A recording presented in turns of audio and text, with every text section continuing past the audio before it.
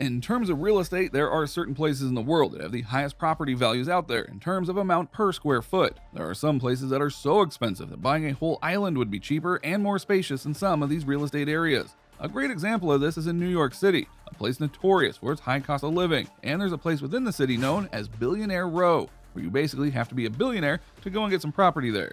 So with all of that being said, allow us to show you how expensive Billionaires Row is. Be sure to like the video and subscribe to the channel.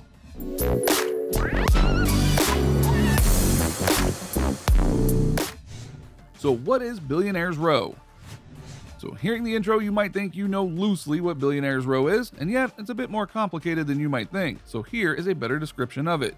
Billionaires Row is a set of ultra-luxury residential skyscrapers constructed or in development that are arrayed roughly along the southern end of Central Park in Manhattan, New York City. Several of these buildings are in the super tall category, taller than 1,000 feet, and are among the tallest buildings in the world. Since most of these pencil towers are built or proposed on 57th Street, the term has been used to refer to the street itself as well. The area is notable for containing some of the most expensive residences in the world. The top two floors, 157, sold to Michael Dell for $100.47 million in 2015, setting a record for the most expensive apartment ever sold in New York.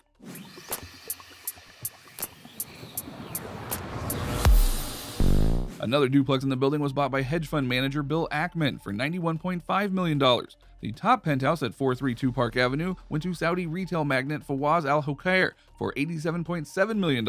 And hedge fund manager Kenneth E. Griffin is said to have bought 3 floors at 220 Central Park South for $238 million, breaking 157's record for the most expensive home sold in New York City, and setting a new record for the most expensive home sold in the United States. Also at 220 Central Park South, several units were combined into a 4-story mansion costing $250 million.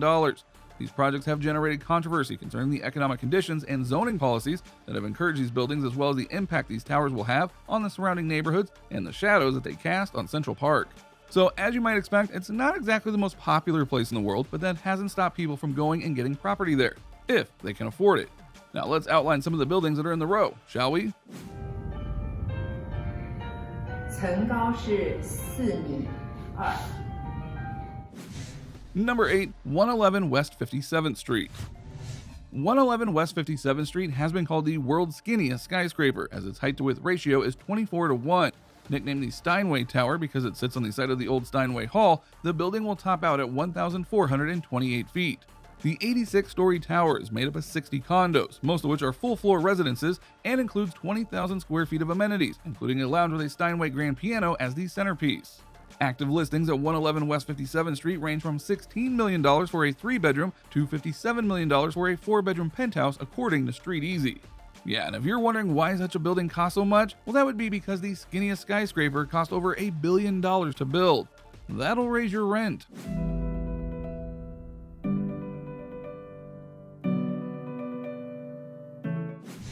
Number 7, 157 West 57th Street.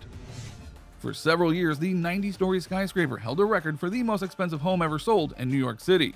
In 2014, a penthouse at 157 sold for $100 million, setting that record for the most expensive home ever sold in the city at the time.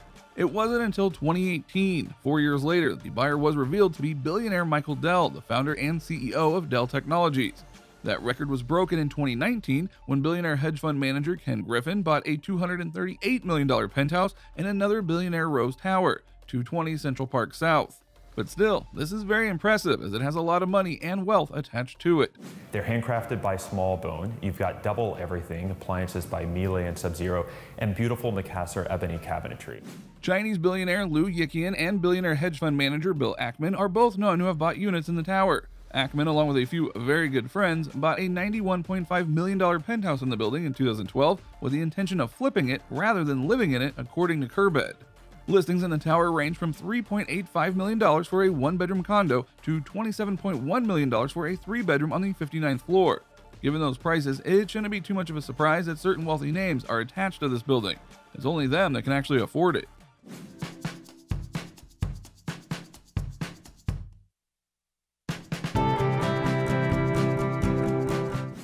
Number 6, 225 West 57th Street. Central Park Tower, also called the Nordstrom Tower, topped out at its full height of 1,150 feet in September of 2019, surpassing 432 Park Avenue and making it the tallest residential building in New York City, and as it claims, the world. Obviously that is in dispute, but that's another list right there. The first 7 stories of the skyscraper house are a 285,000 square foot Nordstrom flagship store. The skyscraper is the priciest ever condominium project in the US, according to the Wall Street Journal, with expected sales of more than $4 billion. Central Park Tower is made up of 179 luxury units, 20 of which are priced at $60 million or more. Listings range from $6.7 million to $63.7 million. Gary Barnett, the founder of Extel Development, which is behind the building, told the Wall Street Journal in January that sales in the tower have been decent, which isn't something you expect to hear for a place like this, but hey, times are tough, even for billionaires.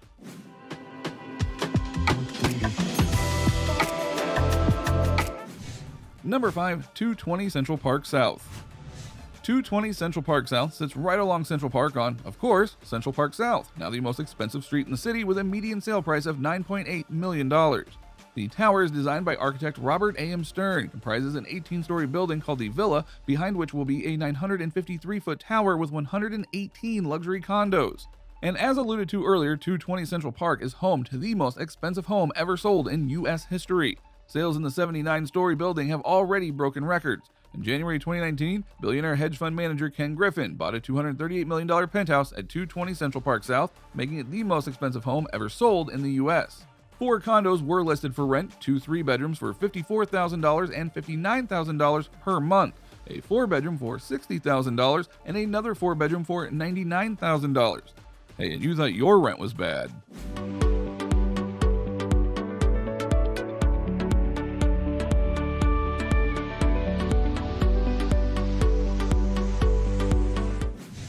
Number 4, 53 West 53rd Street. Sales at the skyscraper, which is steps from Rockefeller Center and topped out at its full height of 1,050 feet in August 2018, have been poor, partly due to the abundance of super luxury towers in the area, Crain's reported in February 2019. The most expensive sale to date went into contract for $33.5 million, which obviously is still a lot, but not as much as they were hoping for, obviously. The penthouse was appraised at over $60 million, with the lowest place in the building being $3 million. The tower sits adjacent to the Museum of Modern Art. It has 145 units spread over 82 floors. Number 3, 432 Park Avenue.